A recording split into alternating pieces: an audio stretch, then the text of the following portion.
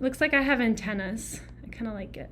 Hello, it's Ruthie. Welcome to my channel if you're new here, or welcome back if you've been here.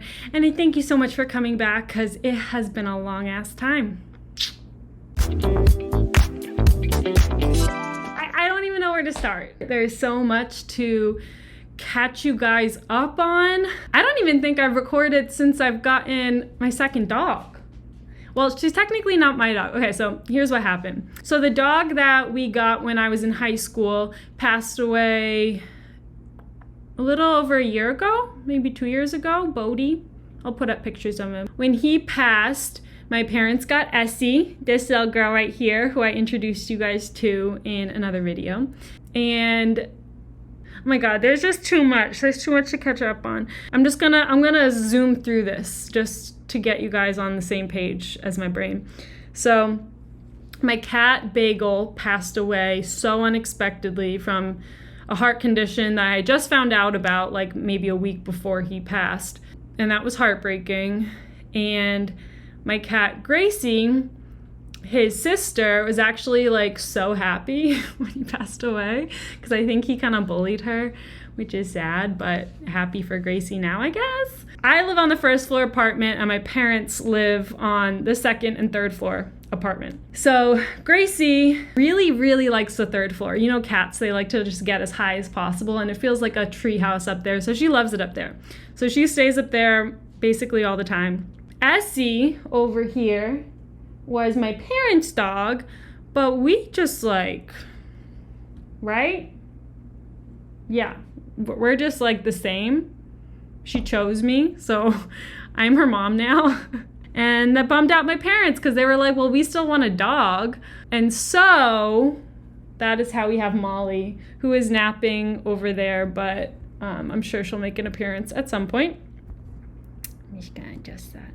The fan was kind of distracting me. So yeah, so now we have Molly and Essie and they're just so sweet together. And yeah, so that's been a happy update. It's like each animal has a floor. Gracie's on the third floor, Molly's on the second floor, and Essie's on the first floor. But Molly spends the day down here while my parents are at work because she's just a baby, so she needs to be babysat. So that's what I do, along with my editing and all those things. And then the other thing has been probably what you're more curious about, which is my health. So I'm a little nervous to share this publicly on the internet because I know it's a very touchy subject and I know a lot of people have a lot of strong opinions about it. But I think it's something I want to share because I know for a fact I am not alone in what I'm going to share. That's kind of like the point of this channel, and a lot of like the health videos that I make are intended to put my voice to things that happen to so many people that maybe are embarrassing or just really personal, and so not a lot of people want to talk about it. But it's really comforting to hear someone else share an experience that you thought you were the only one that experienced, or you felt like really alone in your suffering at least. So back in June, I had been on birth control at that time for almost a year. And I hadn't tried birth control before then. I think I've talked about it in another video, how my gastroenterologist actually suggested I try like a low level hormonal birth control to try and stop the flare-ups I've been having that coincide with my menstrual cycle. So before I started birth control, it was like every month on the dot, not only am I getting my period and all the awful symptoms that come with that, but also all my IBD symptoms were flaring up. So it was just really miserable for a long time. And I was very lucky. I was on like, I think 5 micrograms of Junel. And it really helped me. I didn't really have many complaints with it. It helped to ease the IBD symptoms that I had with my menstrual cycle and just made everything like more predictable, less intense. So I was fine with that. And, you know, being on birth control, that is supposed to stop you from getting pregnant, right? So I'm like, I'm on birth control, I can't get pregnant. And then there was about like the first 2 weeks of June, I was throwing up every single morning. I was feeling so horrible. Everything in my body hurt. I was just like, am I in the worst flare-up of my life? There was a passing thought I had, like, could I be pregnant? But I was like, no, I'm on birth control. Like, there's no way. And even just besides the fact that I was on birth control, I'd always had just like a deep feeling that I wouldn't be able to get pregnant for whatever reason. I think a lot of people feel that way until you get pregnant. But yeah, so I finally was just like, all right, just for peace of mind, let me get some pregnancy tests. And I took 3 pregnancy tests and all of them came back positive within like 30 seconds. So I was like super pregnant. Come to find out, I was actually 9 weeks pregnant. I am a huge advocate that women should have the choice of whether they want to give birth or have an abortion. I don't want to hear, I don't get that much interaction on my videos anyway, but I don't want to hear a single comment. I will delete any comment that demonizes a woman's choice to be a mother or not. And it just pisses, like, okay.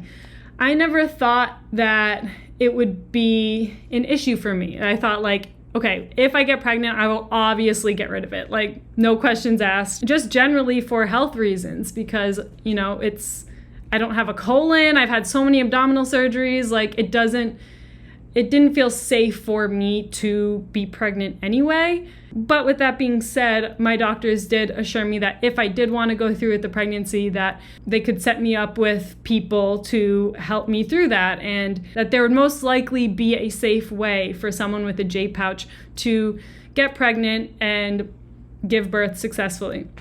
So if you're out there with a J pouch and want to have a baby one day, there are options. I, for whatever reason, thought that I just wouldn't be able to.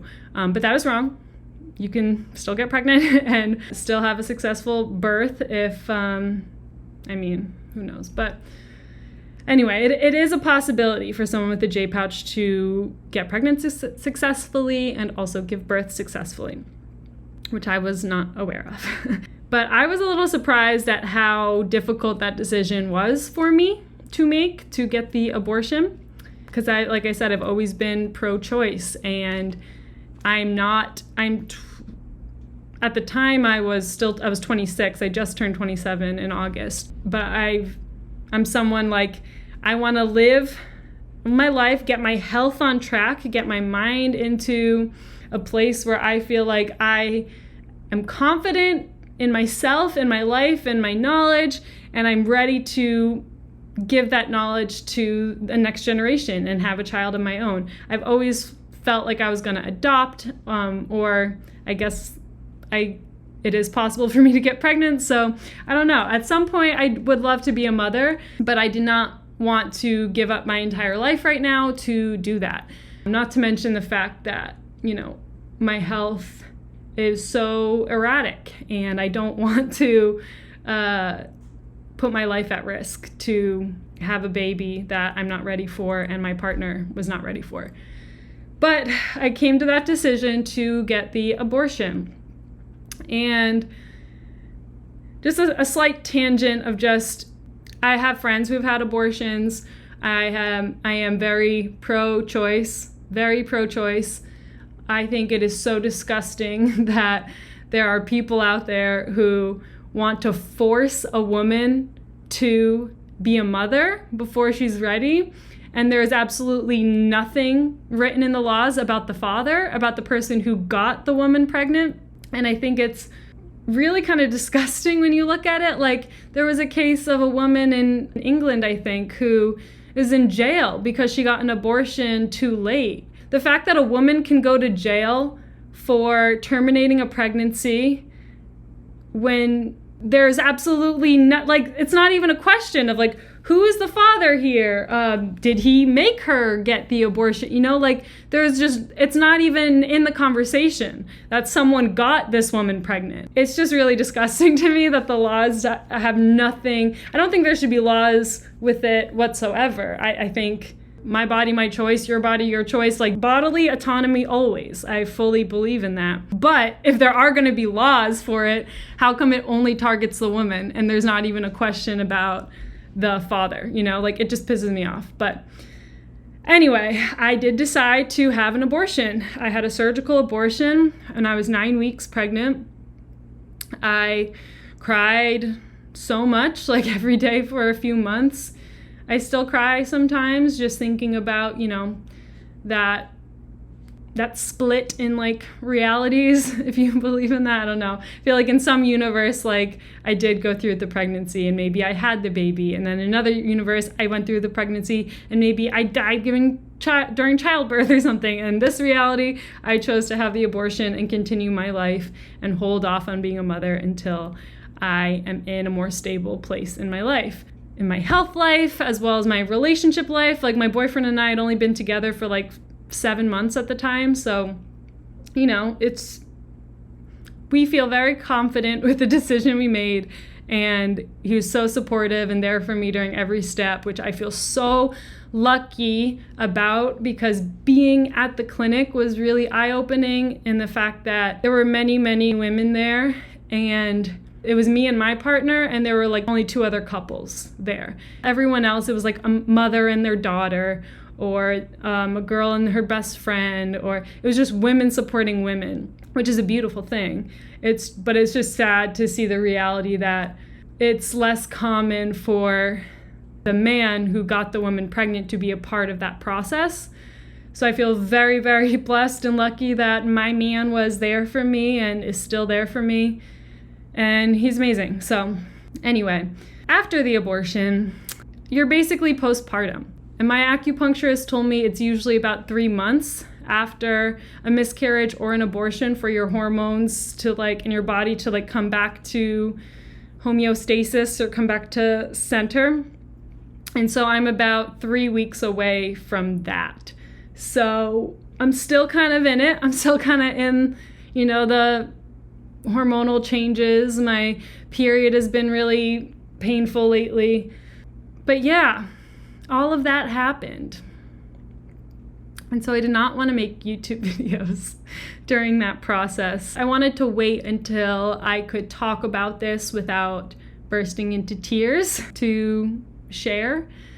And I'm not even sure, I think I'm going to make this a very low key, I don't even think I'm going to put this in the description or in the title, just because I don't want any pro-life people to find this video and shame me or anyone else for making the choice that's right for them.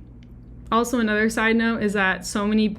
I don't know what just happened. Another side note is that so many people who are pro-life are also pro the death penalty, which I'm just but I thought you valued life. Okay, anyway. So yeah, all of that happened. And then I went to France. My boyfriend's childhood friend was getting married to a beautiful woman who he's been with for almost 10 years. So it was magical. We went to Paris for a few days and went to all the museums. Maybe I'll insert some pictures and stuff here, but you can also see it on my Instagram. And then took a train up to Sens. I was never figured out exactly how to say it. But, just a freaking gorgeous wedding in the French countryside, and it was marvelous. But I did get very sick. So I think that's going to be the next video. So that's just kind of a basic update on what things have been happening for me since I last uploaded a talking video. The next video I'm going to record right now will be about traveling overseas and how I got pretty sick. So I'm gonna record that now, but thank you so much for watching. Thank you for caring. If you care about any of the stuff I shared today, make sure you like, comment, and subscribe and do all those YouTube-y things. And I will see you in the next video. Okay, bye.